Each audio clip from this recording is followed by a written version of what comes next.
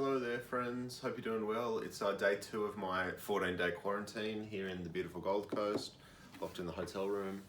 Time to play some guitar. We have a Patreon request. Mr. Paul Cannon asked for kind of like Arabic sounding stuff or exotic or Middle Eastern kind of sounding stuff. I'm happy to oblige. I have discussed this topic before, but it's one of my favorite topics and it's a really cool way to play the guitar. So when I'm thinking exotic sounds, especially that Arabic, Indian, anything like that, we're not going to get too specific, but anything that sounds like it's from some faraway foreign non-English speaking place, I love to use drone strings. So the chord shape we're going to play with today to start with, it's actually an octave. I just played the B note at the 2nd fret of the A string, and I played the other B note 1 octave higher at the 4th fret of the G string. I muted the D string in between, and all other strings on the guitar, low E, B and E, ring open. And those 3 open ringing strings give us a beautiful effect. I'll play for a second, then I'll show you some stuff.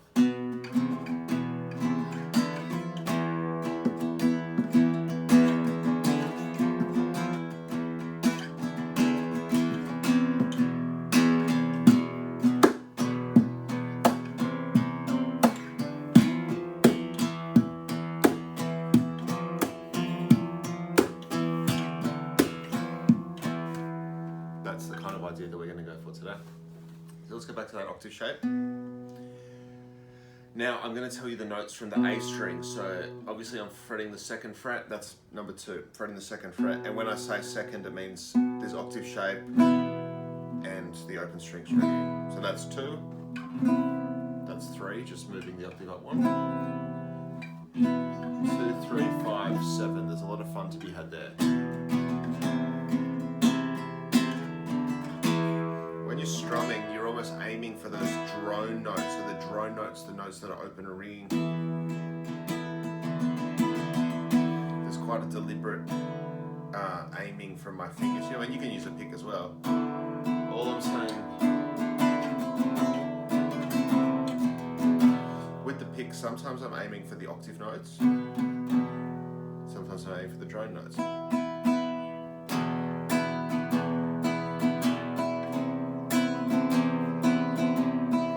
Roughly dividing the strings into the bass strings and the treble strings, and you're roughly aiming your hand strikes or your pick strikes. As I said, it's loose, but it sounds cool because it's loose.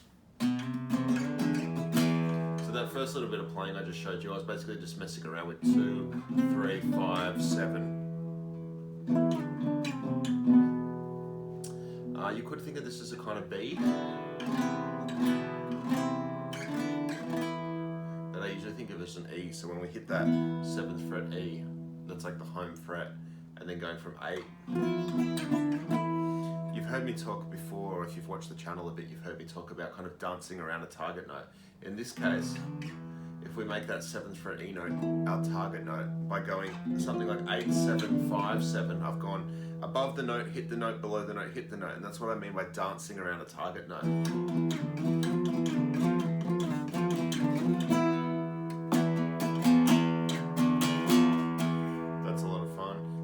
Long rundowns.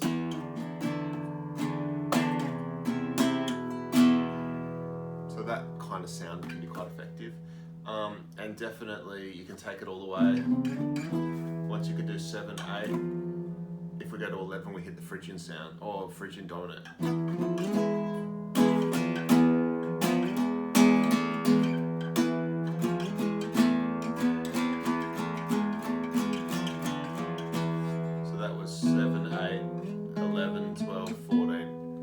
I was just having a little bit of fun with it. And once you hit 14, that's the octave of the 2. So if you're that way inclined, we've basically just started a fresh octave here. As many frets as your guitar has. Mine doesn't have that many, you might have 24.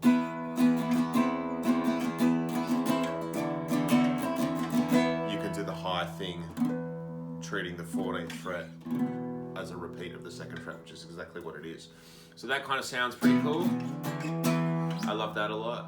And then in a more lead guitar kind of style, what I'll often do is play in E on the B string, but I'll have my open E string ringing. So I'll play a melody exclusively on the B string. In this case, I'm going to use it. I might just use the good old E Phrygian, so E, F, G, E, F, G, A, B.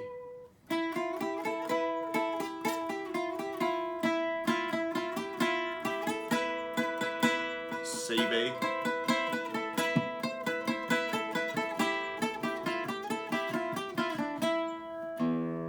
That kind of thing.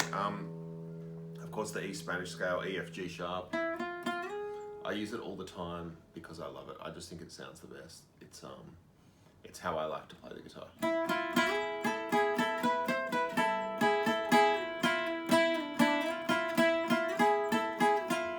I heard someone, can't remember if it was on YouTube or I was reading a guitar magazine, but basically someone said like, don't overdo it too much with that sound.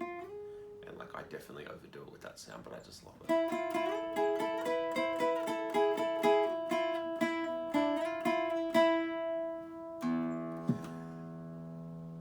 That's the bulk of today's lesson. There's just one more little trick. I was in Bali at a yoga retreat studio kind of thing, and there was this like guru type guy playing a sitar and telling everyone about inner peace and stuff. And he was literally like playing a little bit of sitar. He'd be like, "Let's look within,"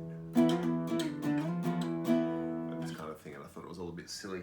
But I was trying to emulate one of the sounds he did on the sitar, something like this.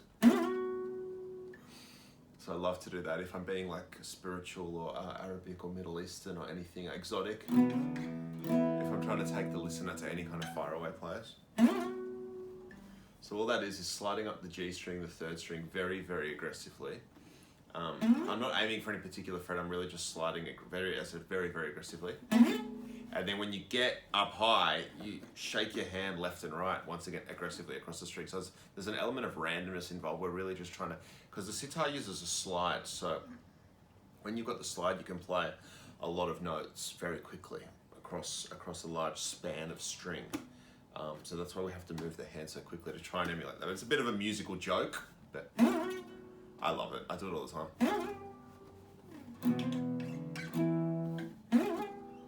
So I hope that's helped you find some inner peace today. And I'll see you next time. Thank you very, very much. This was a Patreon request. Come and jump on the Patreon if you'd like to in the comments. Otherwise, please do leave a comment here on YouTube. Let me know how you're going. I am in hotel quarantine. I'm legally not allowed to leave this room for the next 13 days. I'm allowed to go on the balcony, and that's it for the next 13 days. I've got plenty of time. So if you've got a lesson request, if you want to get in touch, even if you want a personal lesson, I do video lessons and I'm doing some this week. I got time, get in touch, let's hang out on YouTube, and thank you very, very much.